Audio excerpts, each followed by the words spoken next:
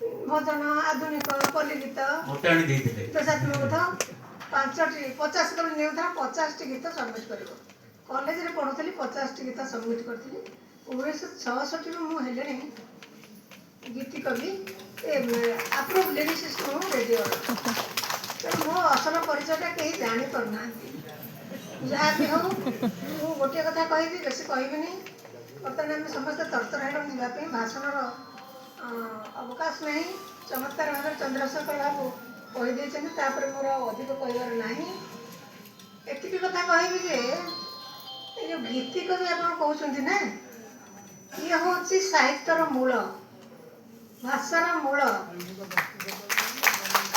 जिते मनीष जन्म है पृथ्वी में प्रथम मनीष तापर सब आसिले विभिन्न स्टेज दे मरी हसी गले नियंडरथाल आसिले होमो सापियन आसिले सेतेबेले से माने भाव थिला किंतु भाषा नथिला से भावर आवेगर से गुणगुण होते से गुणगुण रु आसिला ध्वनि से ध्वनि रु आसिला पद शब्द शब्द रु खंडवाक्य खंडवाक्य रु वाक्य वाक्य रु शैली व्याकरण एवं साहित्य तेणु ये जो गुणगुण होते ताही हूँ गीति कवि माटे गाँला कई लोकटे भय गाँला विपदर पड़े हूँ तो ईश्वर को से आविष्कार कला कई जन रक्षा करेंगे तेणु मुझे जे गीति कवि हूँ साहित्यर मूल भाषार मूल ताको आड़े दे हेब ना आम गीत गायक बंचु आम संस्कृति हूँ संगीत संस्कृति पिलाटे जन्म है गीत झीटे बाहर गले गीत तार मृत्यु मृत्यु हो गला शोक संगीत तेणु आम संगीत बंचु आम भारतीय संस्कृति ओडिया संस्कृति मध्य संगीतर संस्कृति संगीत को आम आड़े दे पारिबा नहीं संगीत जपरी हृदय को छुए गद्य सेपरी हृदय को छुए ना जदि से संगीतमय हो ये मत कहीं पचारते आप कविता लिखते कहीं छाड़दे गद्य लिखिले मुझे मुझे कौट गद्य लिखुची आप उपन्यास लिखुँ पढ़ुना पढ़तु मुझे सेटा उपन्यास कविता ये जड़े ठिया गोटे गीत गाइले पद्मपत्र ढल ढल ये जीवन गाइले जड़े से जो गीतटी गाइले आप गाइले से जो गीतटी गाइले से हूँ मो आत्मजीवन गोटे अंश गीत नुह गोटे अंश ताकू ही गीत करी मो झी गाई आप आज गाँव मो झी गीत गाई तेणु पद्य भितर गीत भी थाए संगीत थाए सांगीतिकता नथिले से हृदय को छुईबनी संगीत हूँ मूल संगीत आप देखु विकटिया मागिले भी संगीत गाई केन्द्रा बजाई गीत गाई से मागुची तेणु संगीत आम जीवन चली भाव बंधन बंधा हो संगीत मत आश्चर्य लगे एत गीति कवि ये उपस्थित अच्छा एत बही लिखिं धैर्य सहकार लिखिं कौन मिलला कौन पुरस्कार न मिलला साहित्य अकाडेमी देले कि नदेले संगीत अकाडेमी देले कि नदेले पुरस्कार को आखि आगे रखी कहीं लिखे ना लेखु लेखु तुम हृदय जो लेखा आसूसी जब आउ 5 जन हृदय को छुईला पुरस्कार आसो तेणु से पुरस्कार को आखि आगे मत रखा ना मुझे विशेष कहूनी ये जीवन मूल संगीत साहित्यर मूल संगीत भाषार मूल संगीत चढ़े गीत गाए गीत कभी भूले ना पक्षीटे गीत भूली जाए भाषा भूली जाए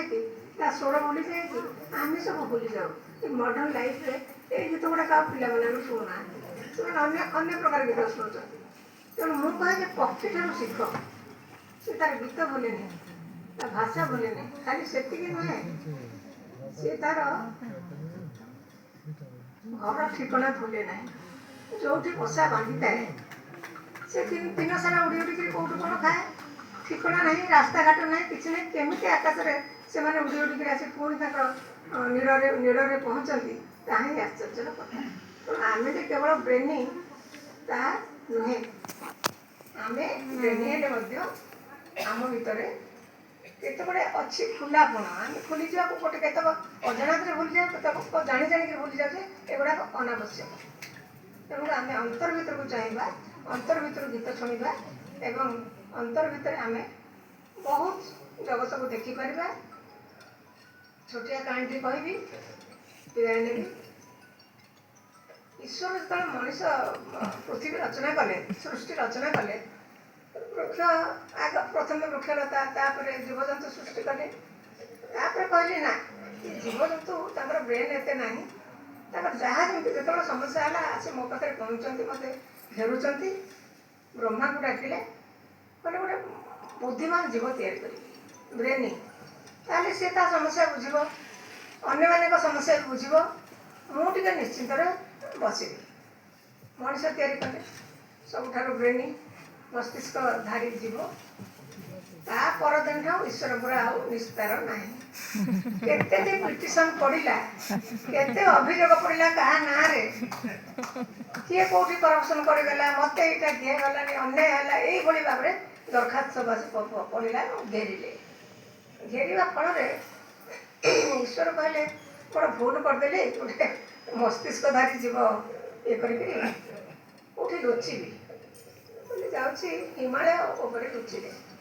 କିନ୍ତୁ ମସ୍ତିଷ୍କଧାରୀ ଜୀବ କ'ଣ ଛାଡ଼ିବ, ଯାଇ ହିମାଳୟରେ ପହଞ୍ଚିଗଲା। ତାପରେ କହିଲେ ସାଗର ଗର୍ଭରେ ଅତଳରେ ଯାଇକରି ବୁଡ଼ିକି ରହିବି। କିନ୍ତୁ ମଣିଷ ପୁଣି ଯାଇକରି ସମୁଦ୍ର ବୁଡ଼ାଳି ତାଙ୍କୁ ଛୁଇଁଲା। ତାପରେ ଭାରି ଚିନ୍ତାରେ ପଡ଼ିଲେ, ବ୍ରହ୍ମାଙ୍କୁ ଡାକିଲେ, କ'ଣ କରିବି, ଆଉ କୋଉଠି ଲୁଚିବି? ବ୍ରହ୍ମା କହିଲେ ଗୋଟିଏ ସ୍ଥାନ କହିବି, ସେଠି କେହି ଆଉ ପାଇବେନି, ସେଟା ମୁଁ ଆପଣଙ୍କୁ ଗୋପନରେ କହୁଛି, ସେଇ ସ୍ଥାନରେ ଯାଇ ଲୁଚି ଯାଆନ୍ତୁ, ଆପଣଙ୍କୁ ଆଉ ମଣିଷ କ'ଣ କେହି ତ ପାଇବେନି। ଆଉ ହଉ, ମୋତେ ସ୍ଥାନଟିର ନାଁ କୁହ। ସେ ସ୍ଥାନଟିର ନାଁ କହିଲେ, ସେଇ ଯେଉଁ ସ୍ଥାନଟିର ନାଁ କହିଲେ, ସେଇଠି ଯାଇକରି ଈଶ୍ୱର ଲୁଚି ଗଲେ। ଆଉ ମଣିଷ ପାଇଲେନି, ଈଶ୍ୱରଙ୍କୁ ଆଉ ପାଇଲେନି। ଆଉ ପାଇଲେ ସିନା ତାଙ୍କ ପାଖରେ ଯାଇକରି ହାରି ଗୁହାରି କରିବେ। ସେ ସ୍ଥାନଟି କ'ଣ କହିପାରିବେ ଆପଣ? ହୃଦୟ। ମଣିଷର ହୃଦୟ ଭିତରେ ସେ ରହିଲେ। ମଣିଷ ନିଜ ହୃଦୟକୁ ଦେଖିଲାନି, ବାହାରକୁ ଦେଖିଲା। ଇଏ ଖାଇଗଲା, ଇଏ ପୁରସ୍କାର ପାଇଗଲା, ଇଏ ଲୋକପ୍ରିୟ ହେଇଗଲା। ତମ ଭିତରେ କ'ଣ ଅଛି, ମୋ ଭିତରେ କ'ଣ ଅଛି, ସେଟାକୁ ଦେଖିଲା ନାହିଁ। ତେଣୁ ଈଶ୍ୱର ସୁରକ୍ଷିତ ରହିଲେ, ମଣିଷ ଏମିତି ବାହାରେ ସବୁ ଈଶ୍ୱରକୁ ଖୋଜିଲା।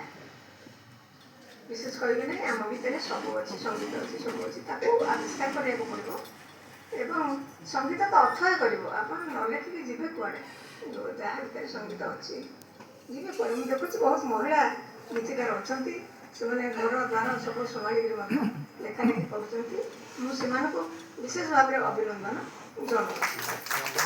ଆପଣମାନଙ୍କୁ ସମସ୍ତଙ୍କୁ ମୁଁ ଆଶୀର୍ବାଦ କରୁଛି, ଏମିତି ଲେଖୁଥାନ୍ତୁ ଗୀତି କବିତା ଏବଂ ଆମମାନଙ୍କୁ ଆପ୍ୟାୟିତ କରିଥାନ୍ତୁ ସଙ୍ଗୀତ ମାଧ୍ୟମରେ।